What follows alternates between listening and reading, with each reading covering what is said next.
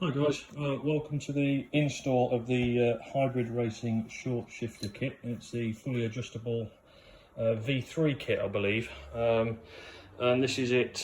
We're part way through. Well, I say part way through.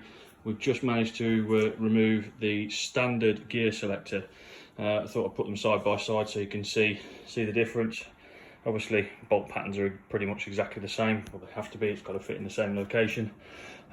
Straight away, the difference, as you can see, there's some rubber bushings here that aren't on the hybrid kit, meaning it's a more direct bolt.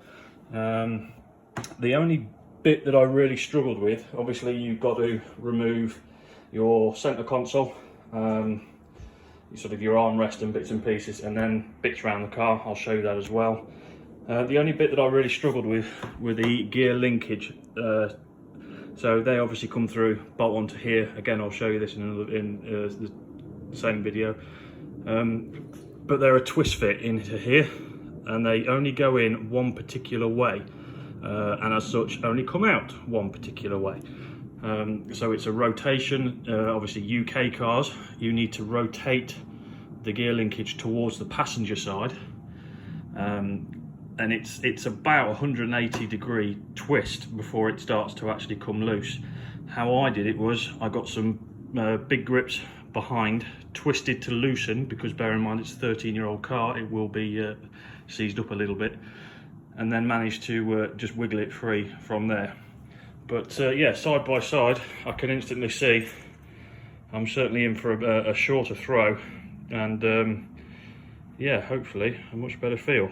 So yeah, hi guys, we're back in the car. As you can see, I've removed the driver's seat because I was swapping that out for my standard seat anyway. We're not doing a track day for a couple of weeks, and I need to use the car as a bit of a daily run around for that time. Yeah, you can see obviously the quick release kit there. This is my AIM Solo 2 lap timer that's been hardwired into the car. This also will do my speed GPS. Purely because we're having a different final drive fitted at some point, and my standard speedometer will be pretty much no use to us whatsoever. So yeah, back to this. So we've obviously removed the main sort of center bits. We've removed underneath the steering wheel to get access to here.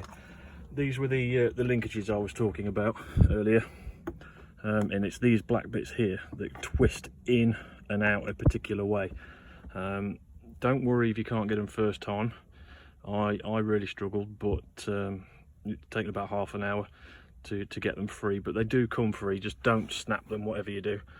And yeah, I'm going to get this this bit put in, and I'll show you the finished results at the end of it.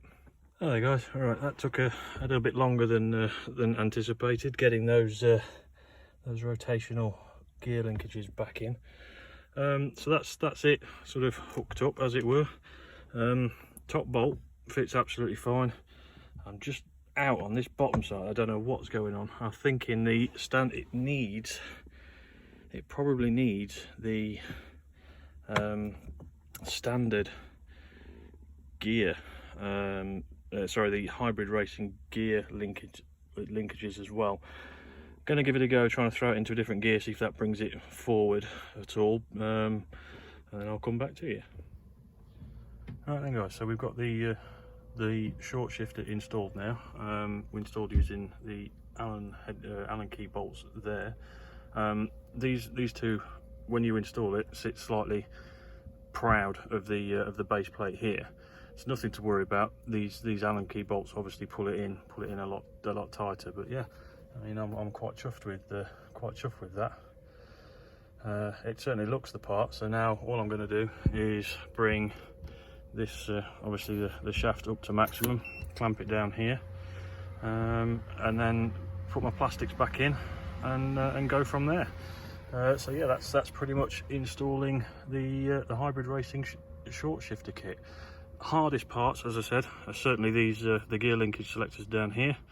Again, they just need twisting towards the passenger side and then pulling out, and then obviously when you're putting back in, don't do as I do, remember to feed this one through the middle here, otherwise you're going to look like a right wally and you're going to have to try and twist it off again. But yeah, other than that, guys, it's job done. I'm going to put my car back together again and enjoy. Take care. Bye. All right, guys. So after probably a couple of hours, if that, the hybrid racing kit's installed. I'll put my, as I said, I put my original daily seat back in. Needs a good clean, to be honest with you. It's been in storage, just purely because I'm going to be using the car daily up until the next track day. Just while I get used to the gear stick, to be honest with you. It's the only reason I want to use it. As you can see, I've had to remove the what would be the standard Type R gator. Not too fussed, but it does give me access to the adjustability for the height of the gear stick. Obviously, if I want to go adjusting anything else, I can probably just about reach in there to get a couple of them. All in all, it's a well-made piece of kit, worth the price. We'll see. The way I think about it is, you're always paying for the research and development that goes into these bits. So time will tell. I'm hoping that you know, once I've got used to it, we'll be able to give it some real good thrashing on track. So we'll find out. Anyway, that's it installed. I'm going to go play. Speak to you in a bit. Bye. Hi guys, so I thought I'd add this on to the back of the install video. It's a bit of a review after driving around for a couple of days. What I think about the hybrid racing short shifter. It's a really nice bit of kit. I can't complain. I've certainly got a shorter throw front to back. It feels a bit shorter side to side as well. Not sure if that's just a placebo effect, but it definitely goes through the gears really well. I've lost a notchiness that I had between second and third, which is always a bonus. And it certainly feels a lot more direct. As you can see, I have had to make some changes to get it to fit with the plastic. So the surround that's normally here that has your Type R badge up there has had to go, as when it's in first it just catches up here, and I believe it's possibly the same for reverse down here. Not really tried it, I just took that off just for ease, to be honest with you.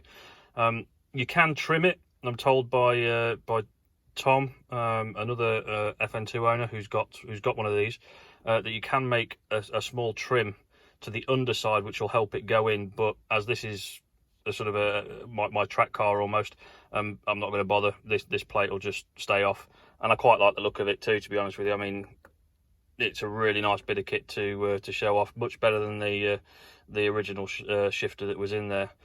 What would I give it if we score it out of 10? To be honest with you, I'd probably give it about an 8. An 8's a fair whack. It's a really nice bit of kit. I would have liked to have seen probably some install instructions, particularly surrounding the gear linkages down here, how to get them off. It took me a couple of minutes to figure out that obviously they were twist fit.